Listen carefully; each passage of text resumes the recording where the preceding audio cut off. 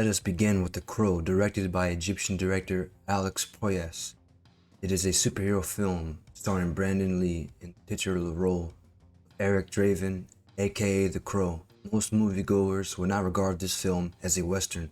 However, that does not mean it is devoid of any influences from the western genre. The movie at its core is a vengeance western with supernatural, gothic elements added to it. Eric Draven was a famous rock star who led a happy life with his beloved girlfriend, Shelley Webster, until that all changed when Top Dollar and his gang murdered Eric or proceeding to rape and murder Shelley afterwards. Eric's restless soul is resurrected by the Crow, who grants him incredible supernatural abilities to be able to slaughter Top Dollar's gang and avenge he and his girlfriend's deaths. The iconographic setting of Detroit greatly resembles a gothic, hellish wonderland rather than a western on the surface. But if you look behind the social and psychological aspects of it, you begin to see parallels with both classic and revisionist westerns. Detroit is depicted as a lawless anarchy, which is ruled by Top Dollar and his gang with an iron fist.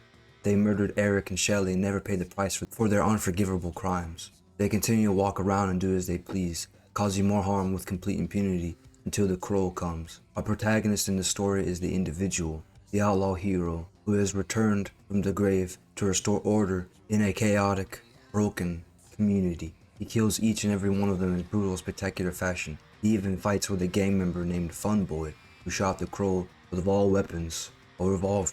Of course, since this is a comic book movie, his gaping hole in his palm heals itself as the Crow laughs in awe. At the climax, he even teams up with a cop, the sheriff, in the climax. The Crow gets in a standoff with Top Dollar and fights above a gothic cathedral, where he defeats Top Dollar, who falls and gets impaled in the horns of a gargoyle. Eric's spirit can finally now rest in peace and be united with his long-lost love forever in heaven. The Crow truly is one of the greatest films ever made. My second example will be the first edition of Australian director George Miller's epic Mad Max trilogy, Mad Max, 1979, starring Mel Gibson as Max Rokitansky. It's an action-adventure movie and the only Mad Max film in the franchise to not be set in a wasteland. The film, while set in the late 1970s in Australia, has obvious parallels with Western iconography and stereotypes. Visually, the outback evokes the classic desert setting, while the small town where the police station is located resembles the sheriff's office in Western movies.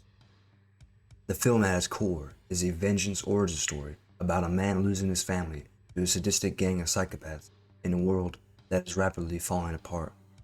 It's not just an origin story for Max, but a genesis for the beginning of the apocalypse. Max desperately tries to maintain order against Toe Cutter and his vicious posse, while his fellow officers resemble the neglectful lawbringer archetype, who ignore the heinous crimes that Toe Cutter's gang are committing. Max and his fellow police officer and friend, Goose, represent the last bastion of law and civilization. Before Max became a lone wolf drifter in the inhospitable wasteland of the outback with no purpose except to survive, he was once a police interceptor working with the main force police with a beloved wife and his son. But this was not the last. Max's wife, Sprague, and only friend, were all brutally murdered by Toe Cutter's gang. His family were run over, and Goose was burned alive. Their deaths were too much for Max's psyche to handle. In the end, the only thing left for him to do was to avenge their deaths. Once he had slaughtered Toe Cutter and his entire gang, it was the end of an era for Max.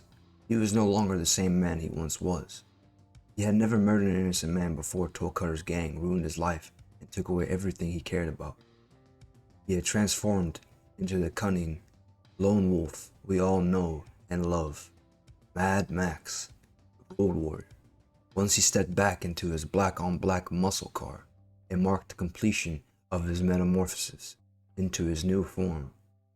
It also symbolized the death of modern civilization and the birth post-apocalypse. Armageddon is not truly synonymous with the classic westerns, vengeance westerns, or even revisionist westerns.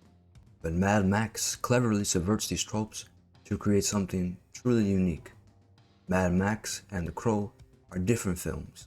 One is a supernatural dark fantasy, while the other is an origin story.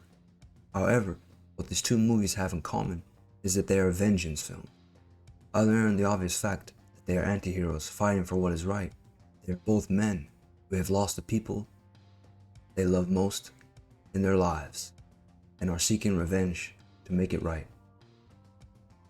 Overall, it's amazing to see how two different films can be inspired by Western archetypes and iconography to craft unique worlds that have their own personality.